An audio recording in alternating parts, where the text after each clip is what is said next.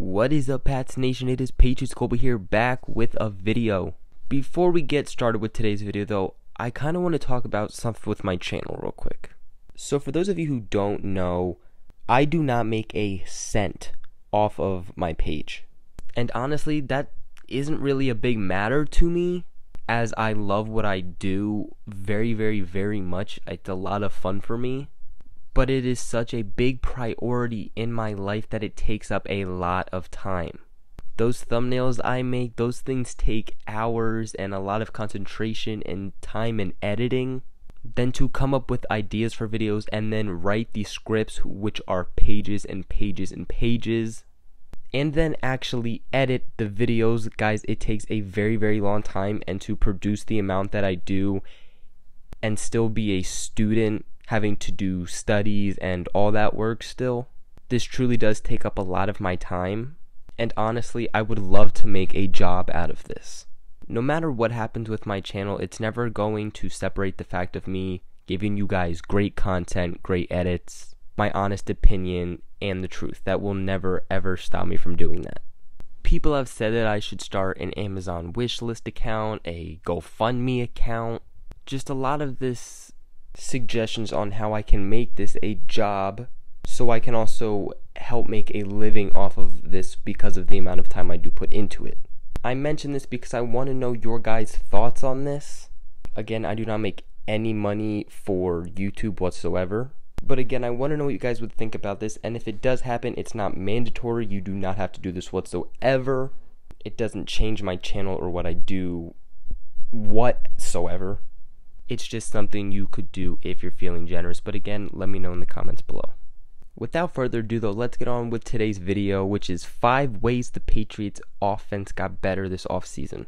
Now this was definitely way harder to make than the 5 reasons that the Patriots defense got better.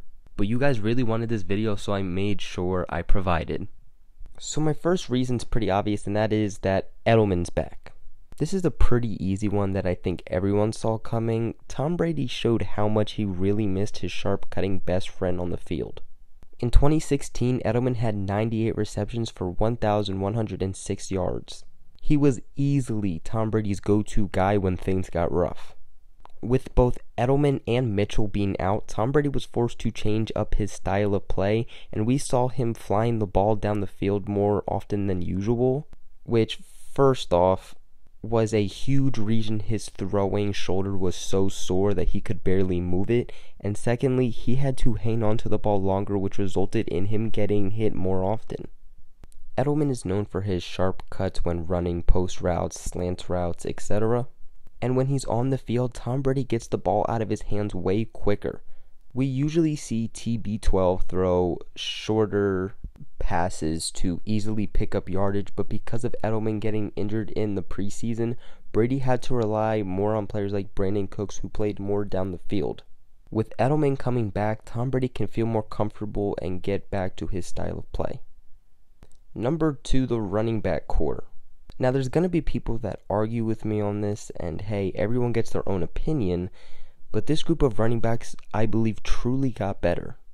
Now the Patriots have the same running back crew as they did last year, minus Dion Lewis, but let's not forget that they added former second-round pick Jordan Hill. They also drafted Sony Michel with the first pick, and it's said to be a very similar player to Dion Lewis. Actually, they're calling him Dion Lewis 2.0, so he's supposed to be even better than Dion Lewis. Michel is also compared to Pro Bowler Alvin Kamara. If you look at it this way, the Pats have Sony Michel, Rex Burkhead, James White, Jordan Hill, Mike Gillislee, Ralph Webb, and Brandon Bolden. Now this definitely will not be the same group of running backs come week 1, but either way, this is an upgrade from last year. Jordan Hill can be the more ground and pound running back that the Pats have not had since LeGarrette Blount, which I made a video on this if you guys want to go check it out. And Sony Michel can be the running back that can play basically any down. This helps Tom Brady a whole lot because he can use his versatile group of running backs to get yardage instead of having to throw the ball, which will help keep his arm fresh and could could potentially help keep away Father Time. A great example of a team that did this well was the Saints this past year with running backs like Alvin Kamara. For number 3, I have chemistry, which is something that the Pats lacked last year, and it hurt them. A great example of this was Brandon Cooks, who couldn't get on the same page as Tom Brady. Tom would throw the ball and it would land somewhere totally different than where Cooks was running. Tom Brady even said things didn't work out with Cooks, and this was a huge reason that he got traded to the Rams. Now, so many people are screaming that chemistry will be off this year, and to that I have to say, chill. TB12 not being at OTAs is not ideal, but it won't ruin the chemistry totally. Brady has even been seen working out with players like Julian Edelman. Look, Josh McDaniels stayed, Matthew Slater got re-signed, both Gronk and Edelman are back on the same field, and if that doesn't scream better chemistry to you, then I do not know what will. Brady is also going to get to work with players that are going into their second year with the team, such as Philip Dorsett, who, although didn't get a lot thrown his way, at least ran the right routes and could get on the same page as Brady. With a full off season as a Patriot, I think Dorsett and Brady could really make something get going. Next, let's not forget that Tom is getting players more his style. People like Jordan Mathews and Braxton Berrios could really click with Brady as they have similar play styles. And lastly, Malcom Mitchell. Mitchell is coming back from a full season on IR, and his health is still questionable, but let's not forget that when he was on the field, he was a beast. In his rookie season, he had 32 receptions for 401 yards and 4 touchdowns, and his longest catch went for 56 yards.